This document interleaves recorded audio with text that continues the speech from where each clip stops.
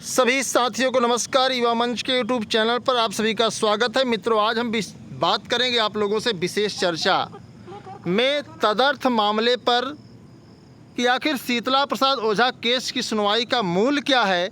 आखिर क्या कारण था कि माननीय न्यायालय ने इस याचिका को डिस्पोज ऑफ कर दिया, अर्थात ख़त्म कर दिया और कहा कि यह सरकार का मामला है, यह सिस्टम का मामला है। तो मित्रों, बहुत स्पष्ट रूप से आप लोगों को बताना चाहूँगा। वीडियो को सुनने से पहले मैं चाहूँगा कि आप लोग वीडियो को अधिक से अधिक शेयर करें, लाइक करें। अगर आप चैनल पर नए हैं तो चैनल को सब्सक्राइब करना ना भूलिए। मित्रों देखिए, बहुत साफ शब्दों में बताना चाहूँगा। अगर आप लोग चाहेंगे तो मैं याचिका की सुनवाई में जो आर्डर आया है उसको भी दिखा दूँगा, उसको आप लोग समझ लीजिएगा। देखिए, आप किसी भी बेस में तमाम लोग फ़ोन कर रहे हैं कि सर अब कुछ नहीं होगा, इस मामले की सुनवाई में कुछ नहीं होगा, सरकार तदर्थ शिक्षकों के साथ खड़ी है, माननीय न्यायालय भी तदर्थ शिक्षकों के साथ गंभीरता से विचार कर रहा है। तो बहुत साफ शब्दों में आप लोगों को कह देना चाहता हूं मित्रों, युवा मंच टीम लगातार सुप्रीम कोर्ट से लेकर के इस लड़ाई को मजबूती से लड़ी है और उसी की देन है कि आज पूरे प्रदेश में तदर्थवाद का माहौल हर दूसरे दिन आप देखते होंगे। कभी अपर शिक्षा निदेशक के द्वारा लेटर जारी होता है, तो कभी शिक्षा निदेशक के द्वारा लेटर जारी होता है, तो कभी जिला विद्यालय निरीक्षकों के द्वारा पत्र जारी होकर के इनके वेतन की बात कही जाती है। शीतला प्रसाद ओझा जी से हमारे संबंध अच्छे हैं, हमारा उनका परिचय है, लेकिन लोकतंत्र में सबको लड़ाई लड़ने का अधिकार है। कुछ लोग ऐसे होते हैं जिनको नेता बनने की बड़ी लालसा होती है। उनको लगता है कि इस मुकदमे में हमको टीआरपी मिल जाएगी। तो मित्रों, आप लोगों को बता दें कि युवा मंच टीम कभी टीआरपी के लिए नहीं लड़ती है और न ही टीआरपी के लिए काम करती है। इसके लिए मैं चाहूँगा कि आप लोग वीडियो को शेयर कर दीजिए ताकि जो बात मैं रखूँ वो आपकी समझ में आए और अधिक से अधिक लोगों के मन में जो एक भ्रांतियाँ उत्पन्न हैं, इन भ्रांतियों पर भी हम लोगों को एक जो है सफलता मिल सके। देखिए, होता क्या है मित्रों कि हम विचलित बहुत जल्दी होते हैं, हमारा आपका कंसंट्रेशन बहुत जल्दी बदल जाता है, हमारे आपके अंदर जो धैर्य है बहुत जल्दी समाप्त हो जाता है।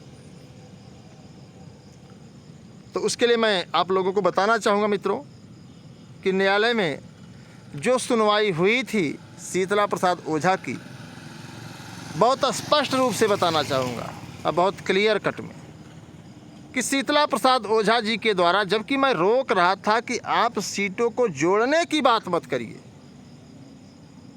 लेकिन शीतला प्रसाद ओझा जी के द्वारा ओवर कॉन्फिडेंस, देखिए confidence is good but over confidence is bad, और वही ओवर कॉन्फिडेंस इनको ले लूँगा।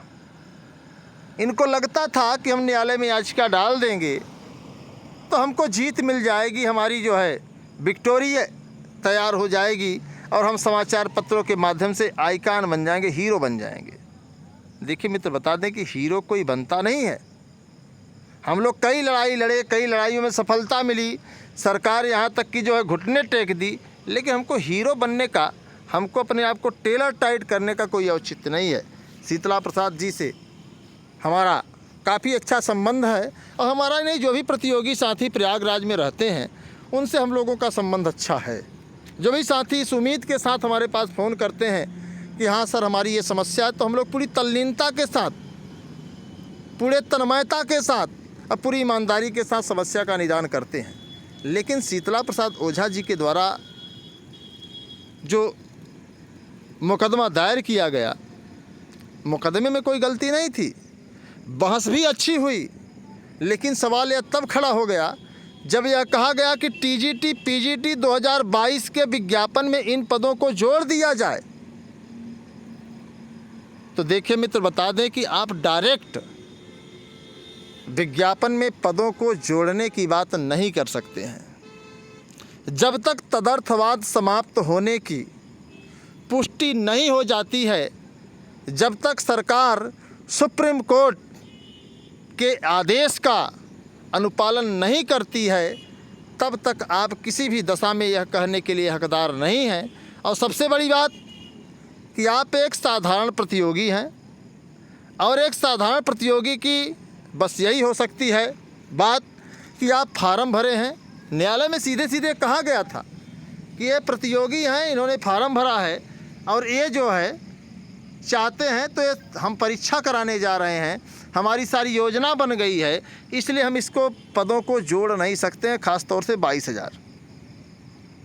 तो अब आप लोगों को मित्रों मैं बता दूं कि हम लोगों के द्वारा अर्थात युवा मंच टीम के द्वारा जो रणनीति बनाई गई, हम देखिए रणनीति पर लड़ते हैं। तमाम साथियों के मन में सवाल चल रहा था कि आखिर अनिल सिंह न्यायालय में याचिका क्यों दाखिल नहीं कर रहे हैं। इसका मुझे काफ़ी दिनों से फेस करना पड़ रहा था, काफ़ी दिनों से लोगों के बीच में मुझे जो है संवाद स्थापित करना पड़ रहा था कि आखिर आप न्यायालय में याचिका दाखिल क्यों नहीं कर रहे हैं। देखिए, न्यायालय में याचिका दाखिल करने का एक औचित्य होता है, जबकि मैं आपको बता दूं कि हम लोगों के द्वारा न्यायालय में याचिका दाखिल की जा चुकी थी। हमने ग्राउंड बदलवाने को लेकर के याचिका को वापस भी लिया है, वरना इसकी सुनवाई हो जाती। और जो माननीय शीतला प्रसाद ओझा हमारे जो वरिष्ठ नेता हैं, जिनको सिर्फ और सिर्फ टीआरपी की ज़रूरत थी, जिनको सिर्फ और सिर्फ नेता बनने की ज़रूरत थी, आपने समाचार पत्रों के माध्यम से देखा होगा कि 22,000 पदों को जुड़वाने की याचिका दाखिल न्यायालय में, बहस भी अच्छी हुई, वकील में कोई भी कमी नहीं थी। वकील साहब ने जो भी पक्ष रखा याची की तरफ से मजबूती से रखा है, और उसी पक्ष की देन है कितना बड़ा आर्डर आया, वरना 2 लाइन में द केस इज डिसमिस, सीधे केस को समाप्त कर दिया जाता। लेकिन बहस अच्छी हुई। हमारी योजना जो है सीटों को जुड़वाने की है, लेकिन उसका एक औचित्य होता है। और युवा मंच टीम के द्वारा न्यायालय में याचिका डाली जाएगी, यह भी तय है।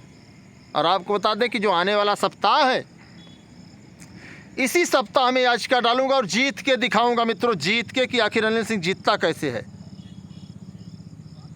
और आपको लगेगा कि युवा मंच टीम के द्वारा जो लड़ाई लड़ी गई थी वाकई काबिल तारीफ़ है। लेकिन हालांकि मैं अपने हाथ अपने मुंह मियाँ मिट्ठू नहीं बनना चाहता हूँ, अपने ही मुंह से अपनी बड़ाई नहीं करना चाहता हूँ, लेकिन पूरी योजना के साथ, पूरे तथ्यों के साथ हम माननीय न्यायालय में अपना सवाल रखेंगे। हालांकि शीतला प्रसाद ओझा की याचिका से थोड़े से हमारे मार्ग कठिन हो गए हैं, हमारे रास्ते कठिन हो गए हैं। यह लोकतंत्र है, आप भी न्यायालय में जा सकते हैं, आप भी न्यायालय में अपना संवाद स्थापित कर सकते हैं, आप भी न्यायालय में अपना पक्ष रख सकते हैं। लेकिन कष्ट इस बात का है कि जो प्रत्यावेदन हम लोगों ने 12 पेज का पूरे प्रदेश में भिजवाया था, उसी प्रत्यावेदन का माननीय शीतला प्रसाद ओझा जी ने इस्तेमाल किया। यह बहुत बड़े कष्ट की बात है। जबकि शीतला प्रसाद ओझा जी को ऐसा नहीं करना चाहिए था कि मेरे प्रत्यावेदन को same to same copy write करके नेता बनने की फितरत में अगर ये काम किया गया है तो वाकई निंदनीय है। और आपको बता दें कि हम अब इस प्रत्यावेदन का प्रारूप बदल दें, यही हमारे लिए हितकर है। तो मैं सभी साथियों से चाहूँगा कि आप लोग हिम्मत मत हारिएगा। 4163 पदों का विज्ञापन आया है, जो ऊंट के मुंह में जीरे के समान है। 14 लाख लोग उन्होंने फार्म भरा है, लेकिन हमारे साथ सहयोग करने वाले साथियों की संख्या सिर्फ 140 है। ऐसे में बड़े शर्म की बात है कि 14 लाख लोग फार्म भरने वाले जो हैं सिर्फ और सिर्फ अवसर, सिर्फ और सिर्फ जो है स्वार्थ की पराकाष्ठा में जीवित हैं। सच्चाई आप सभी को मित्रों बता देना चाहता हूँ, इस बात को बता देना चाहता हूँ कि थोड़ी सी हमारी लड़ाई कठिन इस बात को लेकर के हो गई कि याचिका खारिज कर दी गई, डिसमिस कर दिया गया कि आज से इस केस की सुनवाई नहीं होगी, जबकि माननीय सुप्रीम कोर्ट ने तदर्थवाद को समाप्त करने की बात कही है। माननीय न्यायालय द्वारा तदर्थवाद को समाप्त करने को कहा गया है। आप अपने दिल पर हाथ रख करके, अपने दिलो दिमाग पर हाथ रख के इस बात को सोचिए कि अगर माननीय न्यायालय ने तदर्थवाद को समाप्त करने की बात कही है तो आखिर तदर्थवाद कैसे समाप्त होगा? क्या महेंद्र देव जो अपर शिक्षा निदेशक हैं, इनके द्वारा लगातार लेटर जारी करने, इनके द्वारा लगातार सूचना प्राप्त करने पर जो है तदर्थवाद समाप्त होगा? नहीं होगा। तदर्थवाद समाप्त करने का सिर्फ और सिर्फ एक रास्ता है कि माननीय सर्वोच्च न्यायालय के आदेश के अनुपालन में तदर्थों का वेतन रोक दिया जाए और तदर्थों को विद्यालय में जाने से रोक दिया जाए। वो चाहे वैतनिक हो चाहे अवैतनिक हो, अगर उनको नहीं रोका गया तो निश्चित तौर पर, और जिन लोगों को लगता है कि शिक्षक विधायक एमएलसी से मिलने पर हम तदर्थ के पद पर बने रहेंगे, तो यह दिमाग से अपने निकाल दें। युवा मंच टीम पूरी मजबूती से, पूरी तन्मयता से, पूरी ईमानदारी से लड़ती है। यही कारण है कि टीजीटी पीजीटी भर्ती में पारदर्शिता आपको कुछ देखने को मिल सकती है। बाकी भ्रष्टाचारियों का, सालभर गिरोहों का जज्बा आपने देखा ही होगा, उस पर कहने की ज़रूरत नहीं है। लेकिन जो हम लोग याचिका डालने जा रहे हैं, अब 2 दिन हमारी याचिका और लेट हो गई।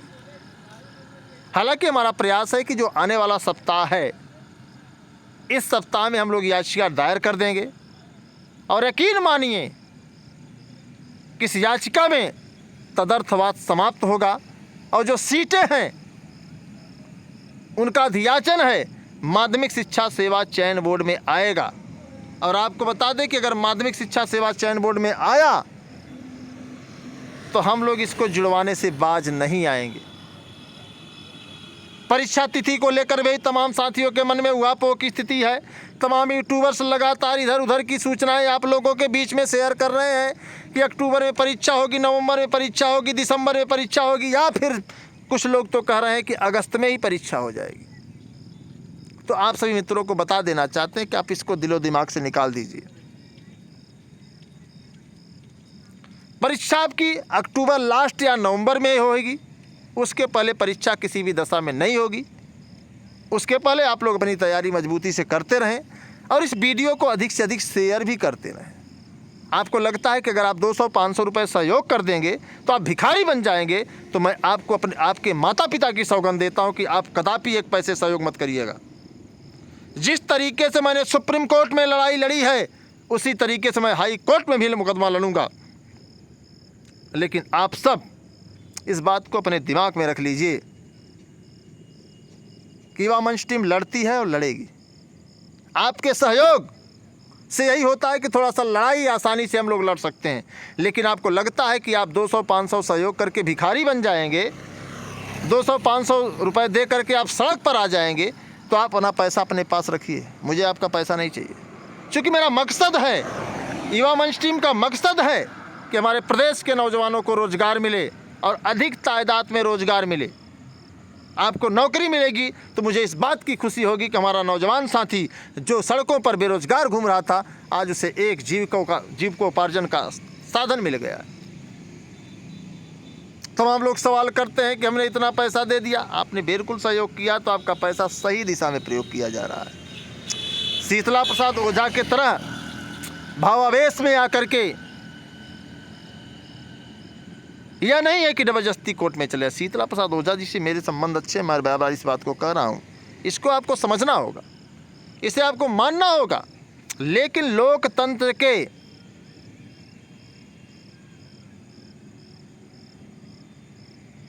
इस माहौल में हर व्यक्ति को न्यायालय जाने का अधिकार है। मैं शीतला प्रसाद ओझा जी से कहा भी था कि माननीय ओझा जी, आप जो है बहुत ओवर एक्टिंग ना कीजिए। अगर नेता बनना है तो नेता बनिए। सपा बसपा कांग्रेस वाले तो लड़ रहे हैं, उसमें जाकर के आप जुड़ जाइए। लेकिन उनको लगा कि हम, और आपको बता दें कि इन्होंने समाचार पत्रों में भी अच्छे से प्रमुखता से छपवाया कि हाँ 22,000 पदों को जुड़वा। भैया मेरे 22,000 पद तब जुड़ेंगे जब सरकार तदर्थ शिक्षकों को बाहर करने का निर्णय ले चुकी होगी। तो सबसे पहले सरकार को 22,000 अवैतनिक और 7,000 वैतनिक तदर्थ शिक्षकों को बाहर करने का आदेश न्यायालय से लेना होगा। और युवा मंच टीम उसी धुन पे लड़ रही है। और आपको बता दें कि आप लोग हौसले को मत हारिए। हम लोग मजबूती से लड़ रहे हैं। और लड़ेंगे। अगर आपके मन में है कि नहीं इस लड़ाई में सहयोग करना चाहिए तो ही सहयोग करिए। आप भिखारी बनने के लिए, आप हमारे ऊपर एहसान लादने के लिए सहयोग मत करिए। क्योंकि मुझे पता है कि आप एक फार्म भरने के लिए, टीजीटी पीजीटी की परीक्षा में बैठने के लिए 3 फार्म भरे हैं, जबकि आपको पता है कि आपकी तैयारी सिर्फ एक विषय से हो सकती है, 2 विषय से हो सकती है। आप 3 विषय से तैयारी नहीं कर सकते हैं। और इस कंपटीशन के दौर में, गला काट प्रतियोगिता में तो संभव ही नहीं है।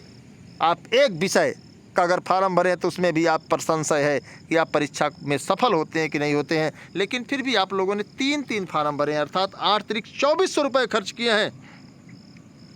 और अगर आपने 24 रुपये भी युवा मंच टीम को सहयोग नहीं किया है तो आप यह चीज़ कहने के हकदार नहीं है कि आप युवा मंच टीम के साथ जुड़े हुए हैं। हालांकि युवा मंच टीम आप सभी के साथ शुभेच्छु है, आप सभी के साथ लड़ना चाहती है और आप सभी का सहयोग भी चाहती है। कुछ लोगों के मन में आता है किसी सहयोग से जो है अनिल सिंह का जीवन चलता है, तो इस वहम को अपने दिमाग से, दिल से निकाल दीजिए। क्योंकि सुप्रीम कोर्ट में जब लड़ाई लड़ रहे थे तो आप लोग नहीं थे। यह लड़ाई हम लोगों ने मजबूती से लड़ी और बिना किसी सहयोग के 2,90,000 रुपये मैंने सुप्रीम कोर्ट में खर्च किया था। अपने माँ बाप की कमाई, अपने माँ बाप की खून पसीने की कमाई मैंने खर्च किया था। लेकिन इस बार हमको लगा कि हमारे तमाम साथी हैं इस क्राइसिस भरी दुनिया में। अगर लोग 1-1 रुपये सहयोग कर देंगे, 14 लाख लोग, तो 14 लाख रुपये होगा। लेकिन दुर्भाग्य रहा कि 14 लाख लोग हाथ में जो है हाथ धरे बैठे हैं, उनका कोई औचित्य नहीं है कि हम सहयोग कर सकें। उनका सिर्फ और सिर्फ एक मकसद है कि हम सिर्फ फार्म भरेंगे, परीक्षा में बैठेंगे, सफलता मिले ना मिले कोई बहुत बड़ी बात नहीं है। तो मैं चाहूँगा मित्रों कि वीडियो को अधिक से अधिक शेयर करें, लाइक करें। अगर आप नए हैं तो चैनल को सब्सक्राइब कर लें, बेल आइकन दबा लें ताकि आपके पास वीडियोज़ का नोटिफिकेशन आसानी से पहुँच जाए। एक बड़ी बात मैं आप लोगों से कहना चाहता हूँ मित्रों कि मैं तदर्थ के खिलाफ लड़ता हूँ, लड़ूंगा और जीत के दिखाऊंगा। बस आप लोग वक्त का इंतज़ार करिए। अगर आपको लगता है कि आपको सहयोग करना चाहिए तो करिएगा।